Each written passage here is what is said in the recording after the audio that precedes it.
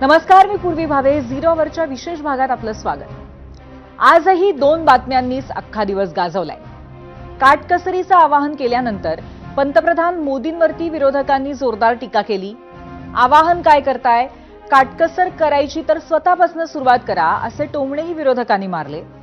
इतकंच नाही तर मोदींच्या आवाहनाच्या टायमिंगवरूनही राजकारण तापलं. पण असं असताना केंद्र सरकार, राज्य सरकार, सरकारी यंत्रणांमध्ये काटकसरीला सुरुवात झाल्याचं चित्र आज दिसलं. कालच मुख्यमंत्री देवेंद्र फडणवीसांनी अनेक पातळ्यांवरती काटकसरीचे आदेश दिलेत. अख्ख्या मंत्रिमंडळातल्या प्रत्येक मंत्र्यांच्या ताफ्यातील गाड्यांची संख्या निम्म्यावरती आणली आहे. परदेश दौऱ्यावरही आता निर्बंध आणलेत.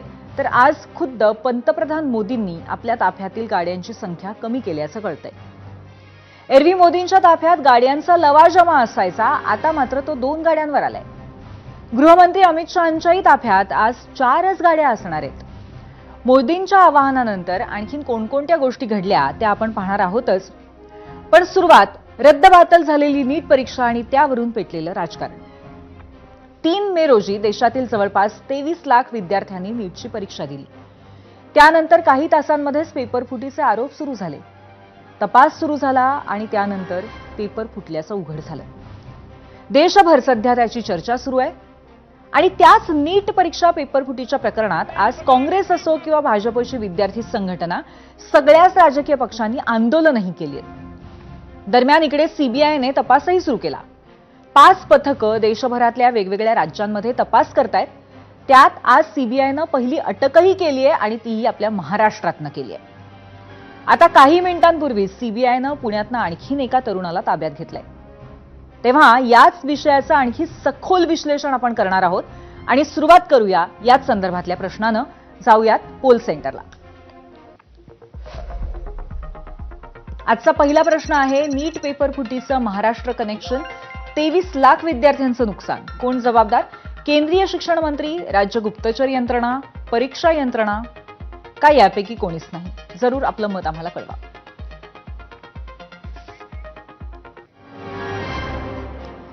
आता केंद्रीय शिक्षण मंत्री धर्मेंद्र प्रधान यांच्या नावाचा पर्याय आजच्या प्रश्नात आहे. पण 2024 साली जेव्हा याच नीट परीक्षेत असाच गोंधळ झाला होता, तेव्हाही हेच धर्मेंद्र प्रधान केंद्रीय शिक्षण मंत्री होते. म्हणूनही त्यांच्या नावाचा पर्याय महत्वाचा असतो. असो, आता नीट प्रकरणाचं महाराष्ट्र कनेक्शन बघूया. सुरुवात करूया या कनेक्शनची. ग्राफिक्सच्या माध्यमातून काही महत्वाचे धागेदोरे पाहणार आहोत. जाऊयात मीडिया सेंटरला. या पेपरचा प्रवास कसा झालाय आपण बघतोय. अहिल्यानगरमध्ये शुभम या आरोपीने पेपरची कॉपी मिळवल्याचं कळतंय. पुण्यात शुभम रस्ते मार्गे नाशिकला पोहोचला. नाशिकमध्ये नीट परीक्षेच्या 3 दिवस आधीच पेपर पोहोचल्याचं कळलं. नाशिकला शुभमने पेपर हरियाणाच्या व्यक्तीला दिला. त्यानंतर शुभमने नाशिकमध्ये कुणालाही पेपर दिला नाही असंही स्पष्ट झालंय. मग हरियाणामध्ये पेपरसाठी व्यक्ती नाशिकमध्ये शुभमपर्यंत पोहोचली होती हरियाणातनं. यूपीच्या व्यक्तीच्या संपर्कातनं शुभमचं रॅकेट आल्याचं कळतंय.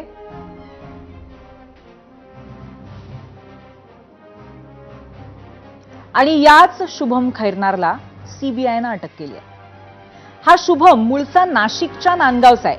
त्याचे वडील डॉक्टर आहेत. त्यामुळे शुभमनेही तोच मार्ग निवडला आणि डॉक्टर बनला. गेल्या 6 महिन्यांपासून शुभम BAMSची प्रॅक्टिसही करत होता. त्याचबरोबर शुभमनं एक मेडिकल काउन्सिलिंग एजन्सी सुरू केली होती. आता ही झाली त्याची अगदी बेसिक ओळख.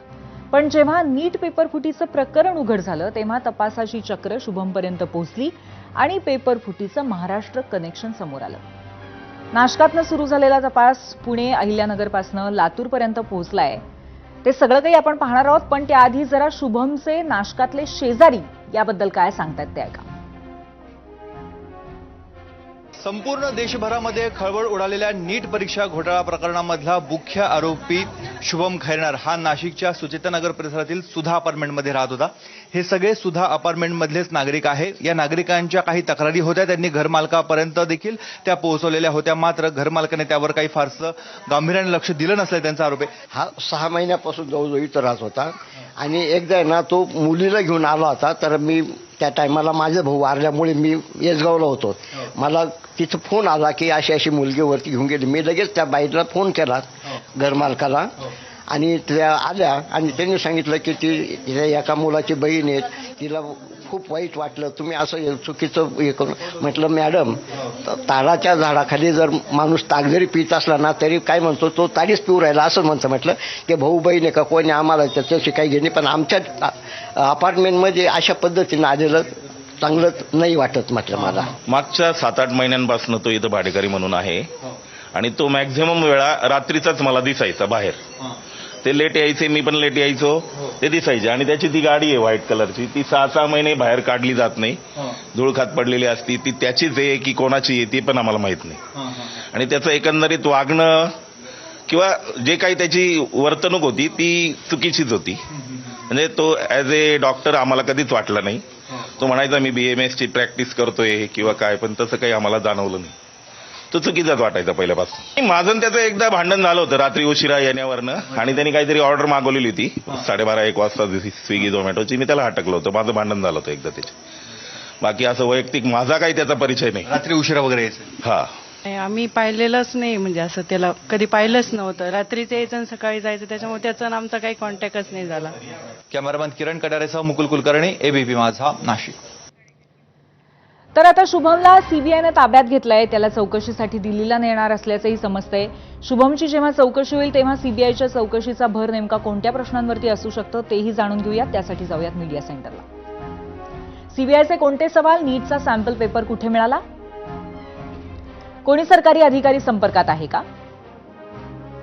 सरकारी अधिकाऱ्यांनी मदत केली का? शुभम एकटाच काम करतो की टोळी आहे? सॅम्पल पेपरचे प्रिंट्स नाशकातच का काढले? हरियाणातील पेपरफुटीतील लोकांशी कसा संपर्क?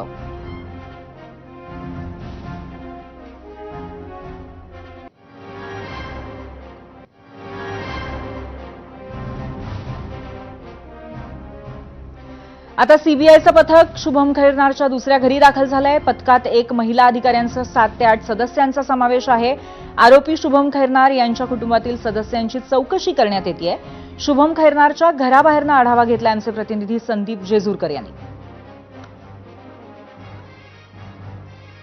देशाला हादरवून सोडणाऱ्या नीट परीक्षेचा पेपर लीक झाल्यानंतर नीटची जी परीक्षा आहे ती रद्द करण्यात आलेली आहे। 23 लाख विद्यार्थ्यांचं जे भवितव्य आहे ते टांगणीला आलेलं आहे। यातील मुख्य आरोपी म्हणून नाशिकच्या नांदगाव तालुक्यातील शुभम खैरनार याच्याकडे बघितले जाते आणि शुभम खैरनार या सीबीआयच्या एका पथकाने काल ताब्यात घेतलेला आहे। स्थानिक गुन्हे शाखा असेल, राजस्थान पोलीस असेल, सीबीआय असेल, या सगळ्यांनी संयुक्त कारवाई करत शुभम यास ताब्यात घेतलेला आहे। आज सीबीआयचं एक पथक जे आहे ते नांदगाव येथे दाखल झालेलं आहे। आपण बघू शकतो हे शुभम खैरनारचं नांदगाव येथील राहतं घर आहे। या पथकामध्ये एक महिला अधिकारी व इतर 7 ते 8 जे आहे ते पुरुष अधिकारी आहेत आणि हे पथक शुभम खैरनार यांच्या घरातील सदस्यांची जे आहे ते चौकशी करत आहेत। एकूण या चौकशीत काय निष्पन्न होते, नीट प्रकरणाचे आणखी काही धागेदोरे हे नांदगावपर्यंत पोहोचतात का हे पाहणे महत्त्वाचे ठरणार आहेत। एकूण काय तर या सर्व प्रकरणामध्ये जे आहे ते सीबीआयचं पथक आता नांदगाव दाखल झालेलं आहे आणि त्या कुटुंबियांची जी आहे ते चौकशी सुरू केलेली आहे। संदीप जेजूरकर, ABP माझा, नांदगाव, नाशिक। देशाला हादरवणाऱ्या नीट परीक्षेचा पेपर लीक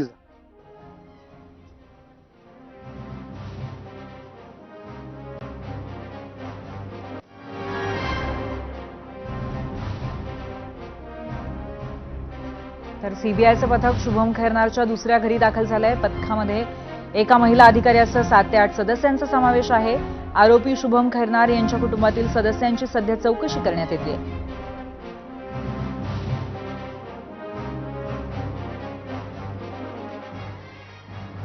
थोड्या वेळापूर्वी आपण सीबीआयला कुठल्या कुठल्या प्रश्नांची उत्तरं अपेक्षित असतील शुभमकडनं याचा एक आढावा घेतला होता ग्राफिक्सच्या माध्यमातून। जर सीबीआयनं या प्रश्नांची उत्तरं मिळवली तर प्रकरणामध्ये आणखी नवनवे खुलासे होतील हे नक्की आहेत. आता आपण पाहूयात नीट पेपर फुटी प्रकरणातलं महाराष्ट्रातनं आलेलं दुसरं नाव, धनंजय लोखंडे. धनंजय हा मूळचा अहिल्यानगरच्या राहुरी तालुक्यातल्या महाडूक सेंटर गावचा रहिवासी आहे. मात्र गेल्या काही दिवसांपासून तो पुण्यातच मुक्कामी होता. याचंही शिक्षण शुभम खैरनारप्रमाणेच BAMS आहे. त्यानंतर त्यानेही पुण्यामध्ये प्रॅक्टिस सुरू केली. शुभम खैरनारप्रमाणेच त्यानेही वैद्यकीय प्रवेश परीक्षेसाठी पुण्यात ट्रेनिंग सेंटर सुरू केलं. शुभम नंतर सीबीआयचं चौकशी पथक धनंजयच्या गावात पोहोचलं आणि प्राथमिक चौकशीनंतर धनंजयला ताब्यात घेण्यात आलं. आम्ही धनंजयच्या गावात पोहोचलो आणि त्याच्या कुटुंबियांशी संपर्क साधला तर काय वास्तव समोर आलं पहा. अहिल्यानगर जिल्ह्यातून देखील धनंजय लोखंडे या एका संशयित आरोपीला सीबीआय पथकानं ताब्यात घेतले. एकूणच जर पाहिलं तर राहुरी तालुक्यातील अतिशय 1200 ते 1300 लोकसंख्या असलेल्या महाडूक सेंटर या गावचा हा धनंजय लोखंडे हा रहिवासी असून हा 26 वर्षाचा तरुण गेल्या 2 वर्षांपूर्वीच मंगरुळ विद्यापीठातून BAMS ची पदवी घेऊन डॉक्टर झाला. आणि एकूणच जर पाहिलं तर आम्ही जे महाडूक सेंटर जे या धनंजय लोखंडेचं गाव आहे या गावात देखील गेलो होतो. त्याच्या कुटुंबियांशी देखील आम्ही संवाद साधण्याचा प्रयत्न केला. मात्र कॅमेरा समोर बोलण्यासाठी कोणतेही कुटुंबीय तयार नाहीत. मात्र ऑफ द रेकॉर्ड बोलताना त्याच्या कुटुंबियांनी सांगितलंय की नेमका हा सगळा झालेला प्रकार आम्हाला देखील अद्याप पूर्ण माहिती नाहीये. आम्हाला देखील पहाटे ही सगळी कारवाईची माहिती मिळाली आहे. त्यामुळे नेमकं यात त्याला जाणीवपूर्वक कोणी अडकवलंय का काय झालंय याबाबत आम्ही आता माहिती देऊ शकत नाही. मात्र आमचा मुलगा धनंजय हे असं करू शकत नाही असा विश्वास कुटुंबियांना वाटतोय.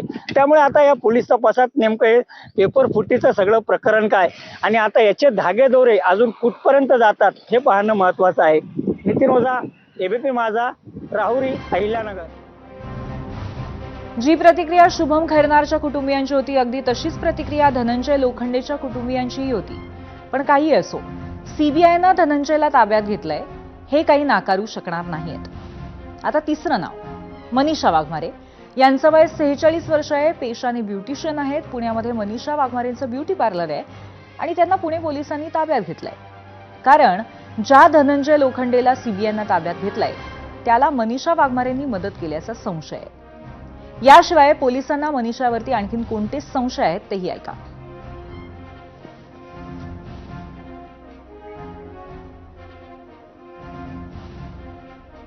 काल आम्हाला एक आरोपीबाबत सीबीआय कडून माहिती प्राप्त झाली होती की नीट पेपर फूट प्रकरणी एक आरोपी पुण्यामध्ये असल्याची. त्याच्यानंतर मग आम्ही वर्कआउट सुरू केलं. मग त्या आरोपीच्या तपासामध्ये चौकशीमध्ये म्हणण्यापेक्षा शोध घेत असताना आणखी काही एक 2-3 नावं पुढं आली. त्याच्यामधील या महिलेचं एक नाव समोर आल्यानंतर मग आपण तिला चौकशीसाठी ताब्यात घेतलं. कात्रज परिसरातून तिला ताब्यात घेतलेलं आहे. सर, काय नक्की या महिलेचं नाव आहे, ती काय करते आणि काय रोल आहे तिचा यामध्ये सध्या? या महिलेचं नाव मनीषा संजय वाघमारे असं आहे आणि ब्युटी पार्लर वगैरे चालवत असल्याबाबत विचारपूसमध्ये माहिती आलेली आहे. त्याचबरोबर तिचे आणि आपल्याला ज्या व्यक्तीचं आपल्याला सीबीआय कडून माहिती आली होती त्याचं आणि त्याचं कनेक्शन दिसून आलेलं आहे. आणि प्राथमिक तपास आपल्याला घेतल्यानंतर तिच्या संशयित काही गोष्टी समोर आल्यामुळं मग पुढे तिला सखोल तपासासाठी आपण सीबीआय कडे हँडओव्हर केलेलं आहे. सर, तुम्ही देखील तपास केलाय. तिला ताब्यात घेतल्यानंतर काय नक्की तिच्या मोबाईलमध्ये व्हॉट्सअप चॅट आहे, काय नक्की समोर येतोय, हिचा रोल काय त्याच्यामध्ये एस्टॅब्लिश होतोय सध्या? तिच्याकडे चौकशी केली असता आरोपी बरोबर तिचं 3 वर्षापासून काय कम्युनिकेशन आहे आणि त्याच्यामध्ये काही मेसेजेस वगैरे त्यांचे देवाणघेवाणीचे दिसून आलेले आहेत. त्यात काही तिनं डिलीट केल्याचं पण दिसून आलेलं आहे. म्हणजे आर्थिक व्यवहार सुद्धा झालेला यामध्ये? तसं थोडी माहिती तिनं सांगितलेली आहे आपल्याकडं. काही पैसे तिनं त्याच्याकडे दिले होते, काही घेतले होते, अशा प्रकारे तिनं सांगितलेलं आहे. सर, तिच्यावर जबाबदारी काय एक्झॅक्टली काय होती, काय करत होती ती एक्झॅक्टली? सध्याच्या या प्रकरणासंदर्भात तिनं जास्त काही आपल्याला रिव्हील केलेलं नाही. परंतु त्यांचं पहिल्यापासून संपर्क होता. मेडिकल ॲडमिशनसाठी ती मुख्य आरोपीच्या संपर्कात होती. काही मुलांकडनं पैसे घेऊन ती पुढे त्याला देत असल्याचं देखील विचारपूसमध्ये तिनं सांगितलेलं आहे. नाशिक, अहिल्यानगर, पुण्यानंतर लातूरातही नीट पेपर फुटी प्रकरणामध्ये चौकशी झाल्याची माहिती आहे. त्या संदर्भात आणखी सखोल माहिती समोर यायची आहे. पण एका कोचिंग क्लासेसची चौकशी झाली आहे हे मात्र नक्की. आणि एकीकडे तपास सुरू असतानाच नीटच्या फेरपरीक्षेची माहिती समोर आली आहे. एनटीएच्या सूत्रानुसार नीट परीक्षा घेण्यासाठी आणखी 2 महिने लागू शकतात. पुढच्या 7 दिवसांमध्ये नवी तारीख जाहीर होऊ शकते. पण तरीही नव्यानं परीक्षेसाठी जुलै महिनाच उजाडू शकतो. त्यामुळे 23 लाख विद्यार्थ्यांवरती आता नव्या तारखांची टांगती तलवार आहे. आणि आता याच मुद्द्यावरनं आज देशभरामध्ये अनेक महत्त्वाच्या शहरांमध्ये विद्यार्थी संघटनांनी आंदोलनं केली. एनटीए म्हणजे नॅशनल टेस्टिंग एजन्सी, म्हणजेच जी एजन्सी देशभरात नीट परीक्षांचं आयोजन करते, त्यांच्या कार्यालयासमोर काँग्रेस आणि भाजपच्या विद्यार्थी संघटनांनी आंदोलनं केली. इकडे मुंबई, पुणे, नागपुरातही काँग्रेसच्या विद्यार्थी संघटनांची आंदोलनं पाहायला मिळाली. तर आम आदमी पक्षाचे संयोजक अरविंद केजरीवालांनी थेट जेन झीला एक आवाहन करत केंद्र सरकारवरती जोरदार हल्ला चढवला.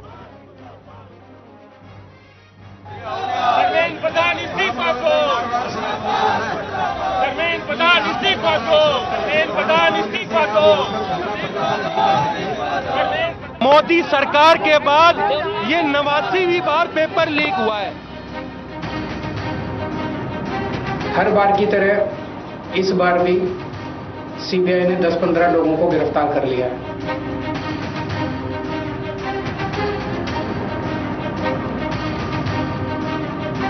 हर बार की तरह इस बार भी ये सारे छूटे हुए बदमाश फिर से अगले साल के नीट के पेपर को लीक करने की तैयारी शुरू कर देंगे.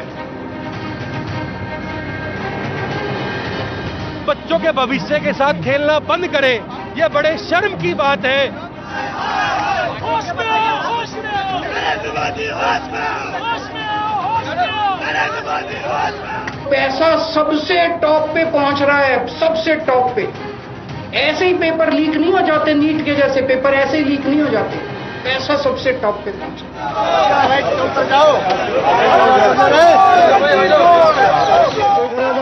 अरे पेपर छोड़, गद्दी छोड़.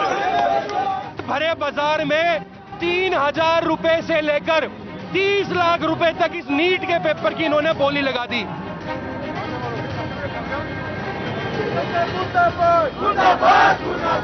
एनटीए चीफ को और देश के शिक्षा मंत्री धर्मेंद्र प्रधान को इस्तीफा देना चाहिए.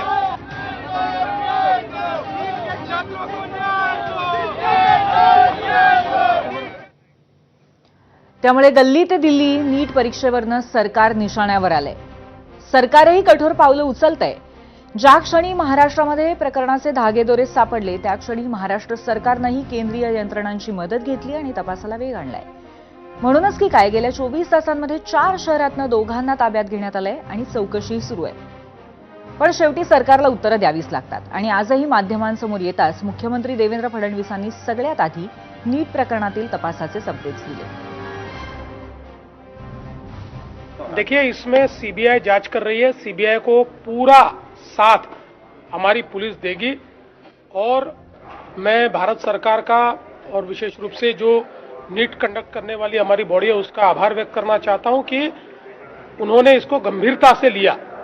क्योंकि हमारे जो बच्चे हैं वो इतनी पढ़ाई करते हैं और कोई पेपर लीक करे ये बात बिल्कुल गलत है. हम ये चाहते हैं कि जिस प्रकार की कार्रवाई हो रही है उसमें नीचे तक जाकर जो भी इसमें इन्वॉल्व है हर व्यक्ति के ऊपर कार्रवाई हो, उसके लिए पूरा सहकार्य हम लोग करेंगे. पण कसं आहे ना, आता तपास होईल, कारवाई होईल, 23 लाख विद्यार्थ्यांना पुरा परीक्षाही द्यावी लागेल. पण यंत्रणेवरचा विश्वास परत कसा येईल? कारण नीट संदर्भात असा वाद काही पहिल्यांदाच घडला नाहीये. गेल्या 10 वर्षातल्या काही ठळक घटना मी तुम्हाला सांगते, त्यावरनं तुम्हाला अंदाज येईलच. आपण पाहूयात मीडिया सेंटरला. वादग्रस्त इतिहास नीट परीक्षेचा. वर्ष 2015 पेपर फुटीमुळे सुप्रीम कोर्टाने all India pre medical test परीक्षा रद्दबातल केली. वर्ष 2017 प्रादेशिक भाषा आणि इंग्रजीतील नीटच्या प्रश्नपत्रिकांमध्ये फरक. वर्ष 2017 पश्चिम बंगाल आणि तामिळनाडूमध्ये प्रश्नपत्रिकांमधील फरकावरनं आंदोलनं. वर्ष 2021 खऱ्या विद्यार्थ्यांच्या जागी तोतया उमेदवारांनी परीक्षा दिल्याचं उघड. वर्ष 2021 परीक्षेदरम्यान सोशल मीडियावरही प्रश्न प्रसारित केल्याचा आरोप. वर्ष 2024 परीक्षा होता मोठ्या प्रमाणात पेपरफुटीचे आरोप झाले. वर्ष 2024 बिहार पोलिसांच्या तपासात प्रश्नपत्रिका विकणारं रॅकेट सापडलं. वर्ष 2024 सीबीआयकडे तपास गेला. देशात फेरपरीक्षेसाठी विद्यार्थ्यांचे आंदोलन. वर्ष 2024 फेरपरीक्षेसाठी सर्वोच्च न्यायालयात अनेक याचिका, पण संपूर्ण परीक्षा रद्द करण्यात आली नाही.